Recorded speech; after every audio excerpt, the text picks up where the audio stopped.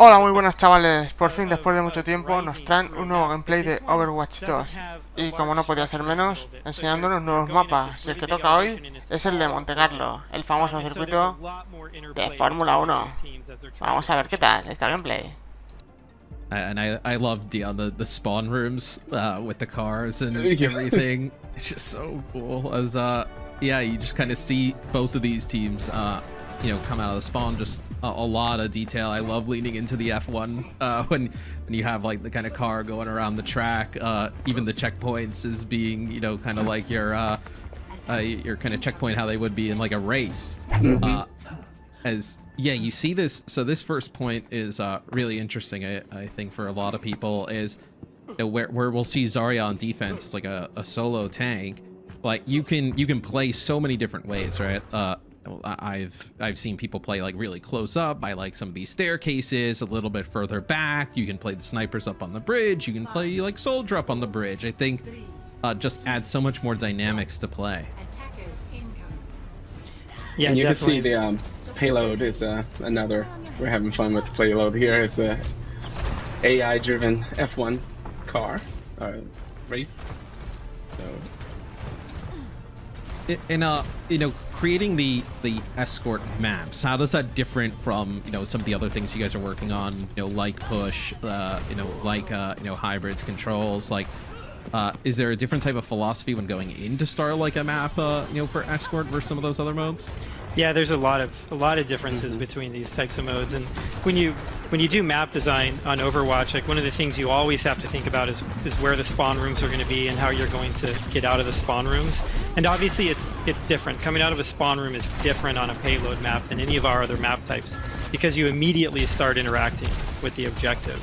One of the toughest things about developing payload maps for Overwatch is the entire route needs to be like a certain minimum width just to be able to get the payload to fit through it. And usually you want to have enough space on the sides of it so that you can move around. We do have a few tight sections in our maps, but they're very short. Like right after you get the payload in King's Row, it gets very tight, but that's for a short period of time. And so when you do start making these wider areas, it becomes very difficult to control sightlines, and it gets easy to make very long sightlines through the map where it no longer really feels like an Overwatch map anymore because we really try to control those things. And I think it's why you see that a lot of the payload maps they do weave back and forth a lot, and so much of that is about controlling sightlines and then also presenting like difficult areas for a team to push through. Oh, this is the hilly section. Yeah, so I was gonna say that's the area of verticality where like there's a sniper perch up here. It's kind of like that right hand side if we're looking at it. But yeah, just this poses so many different obstacles for teams, but I also think it's kind of presents multiple ways to play where you see right now both teams playing the Zarya, but like you could play really fast and kind of dive up onto the high ground. Like you can play really slow, kind of work your way around. This team is just actually kind of just rolling on through. Zarya seems to be the tank choice of the day. Yeah, and I guess that change is pretty new. You can see from a visual standpoint when making a payload map, they're pretty large maps for an Overwatch space. So we want the visuals to kind of change as players complete objectives. The world looks different to them. It was flat before, and then you reach the first objective, and now you're on the hill.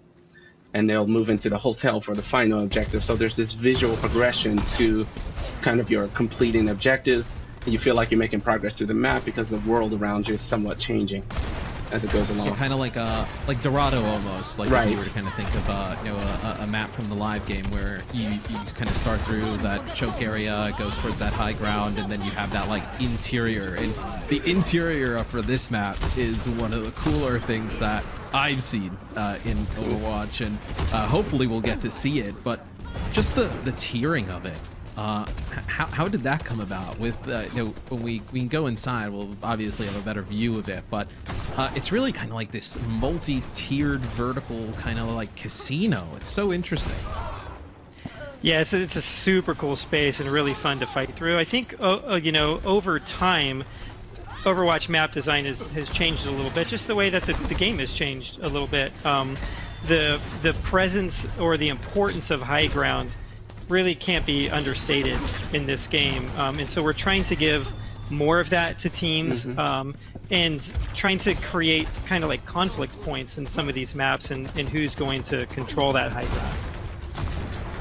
Yeah, no, I think obviously as a shooter, right, their high ground is always kind of the go-to, where Overwatch has always had the ability for, you know, multiple players to take high ground, whether it's like a Hanzo, like we just saw there, like with the wall climb, or a Widow. But yeah, with like a multi-tiered level like this, it allows everybody to kind of have some access of high ground, which brings into play, I know, Ana really kind of effective here at the high ground with the grenades, as we see the payload kind of go over the line, and you know, the car will go inside of the casino. I've seen a few cars inside of casinos in my day. They're usually not moving though. I think you know, depending on how the day went, maybe they're moving, but that's just from my point of view. This is the hotel portion of the casino, Yeah. the luxury.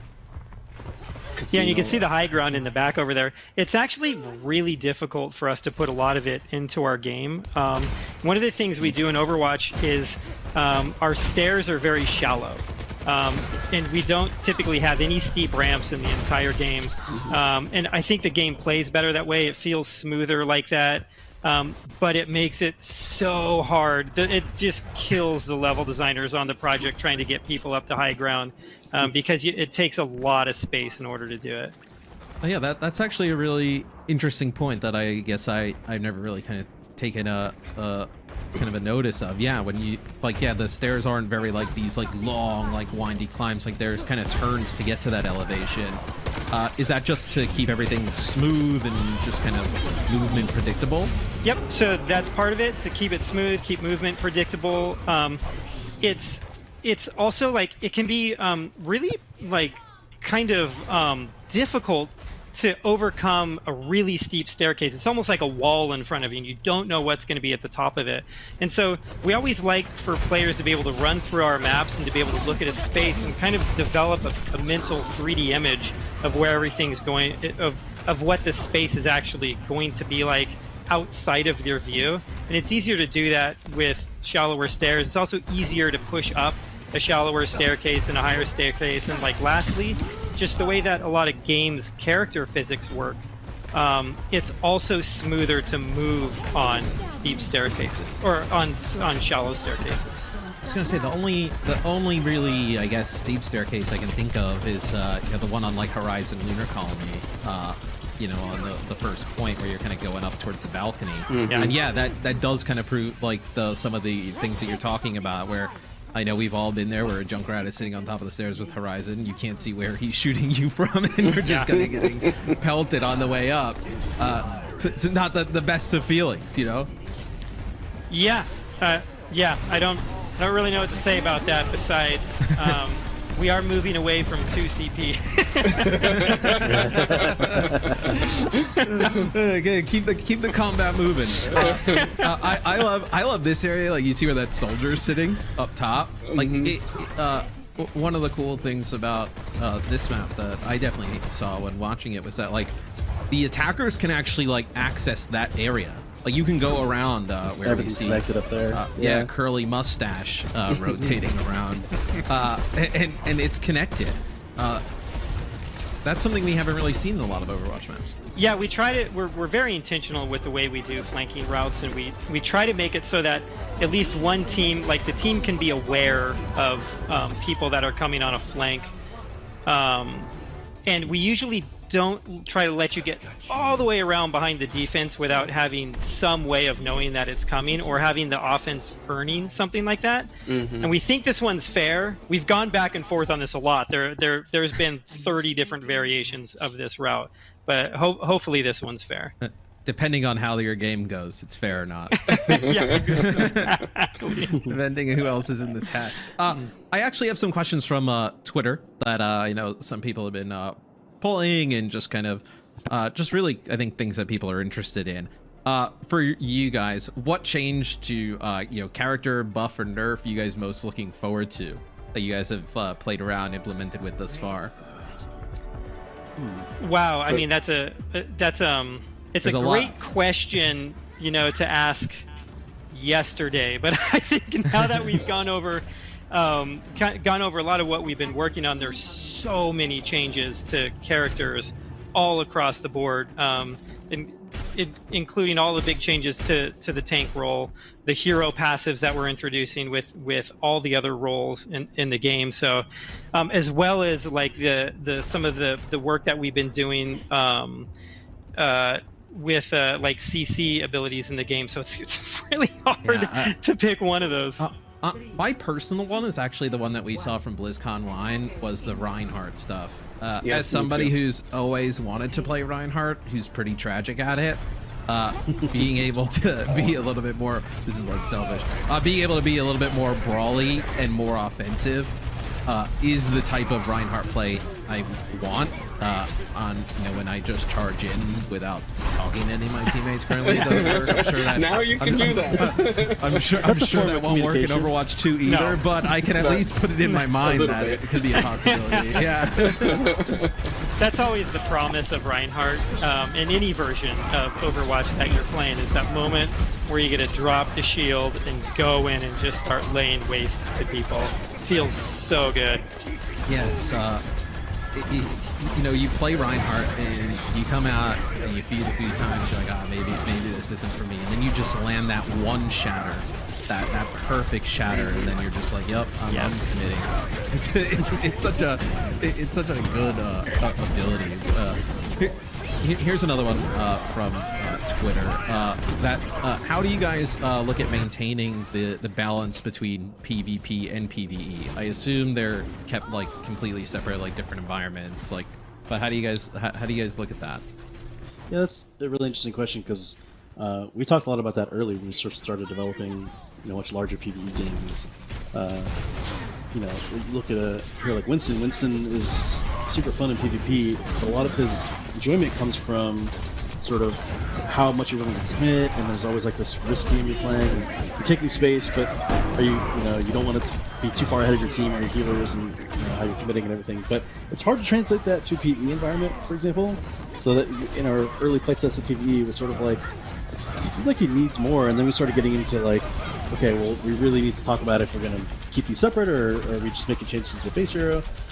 So a lot of the, like for instance, the current Winston alternate fire he has, where he can shoot that blast, actually came from PvE first. We were just this is a lot more fun, and like, I wonder if this could apply to the base kit. Plus, we're doing all the other chains of PvP, and so we started playing with it in PvP. So in those cases, like if it feels like it works and we're like enjoying playing it, yeah, we'll totally take it. But I think our general philosophy is try to keep them separate, just so we can make sure that they shine really great in both individual game, or all the game modes really.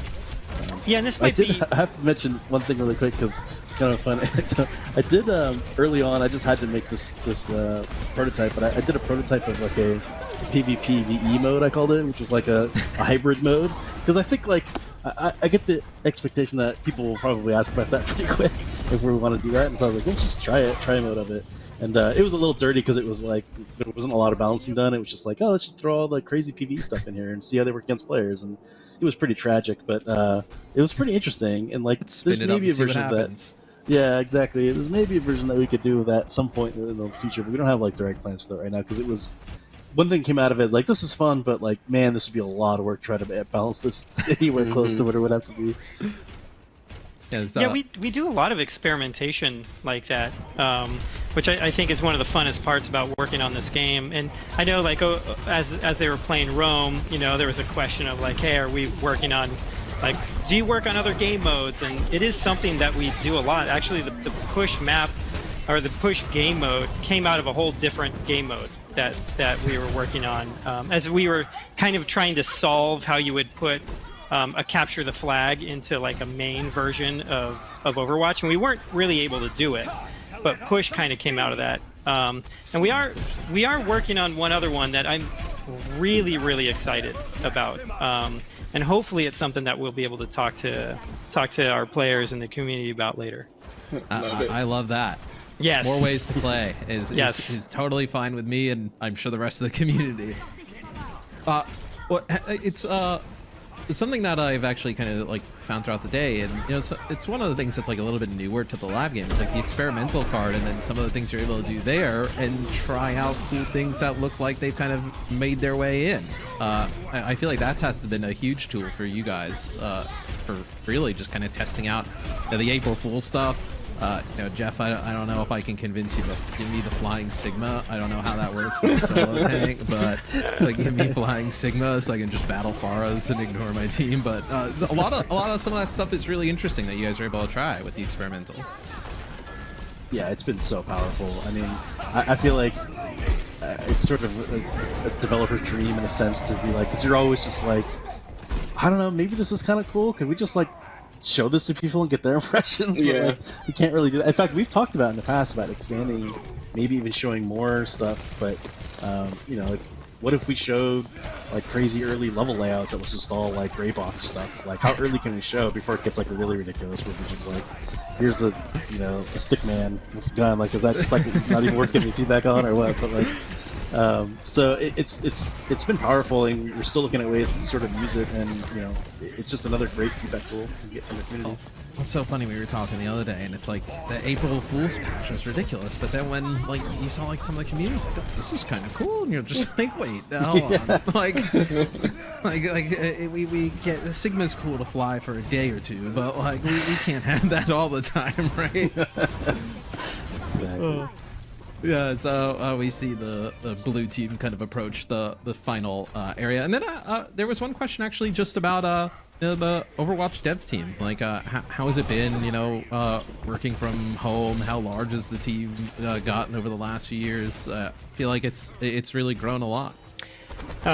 The work from home is a bit of a mixed bag, you know. And when we first started, we were really worried about how productive the team would be, because it's never something it's something we haven't really done before.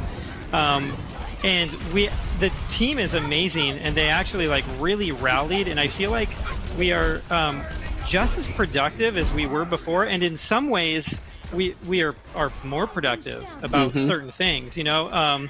It's definitely, there's parts of it that are harder, you know, like we don't all have home offices, you know, like I just work in my bedroom, you know. I just have to make sure I make my bed every day before I go on calls.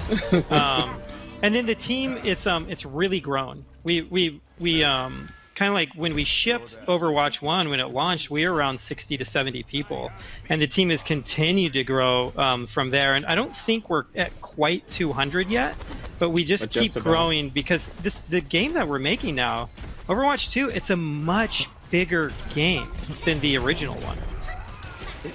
It's even a bigger game than, like, even when I started to hear about Overwatch 2, it was like, oh, cool, like, yeah, like, this is gonna, I want another Overwatch. And then, like, just kind of hearing everything that goes involved with it, with, like, the PvE, and, you know, now all these massive changes to PvP, like, the scope of the game is so big. Yeah, it's huge. Yeah. But it's really exciting working on something that has that many aspects to it. And the thing that I like about it, and hopefully what we're showing here today, is that we're able to work on something that's new, you know, and it has all these exciting elements, while still focusing on what like made the original game great. Like we are like, hey, love or hate 5v5, we are committed to like keeping the PvP of Overwatch as competitive as possible, and we are putting so many resources into it. Yeah, just pushing the game forward. It's like all the heroes that you love from Overwatch 1, with the learnings from Overwatch 1, just evolutionized, right? Like, you know, pushing the game forward, you know, coming up with new kind of creative ways to play. So this Transcendence base sealed the deal here. Yes.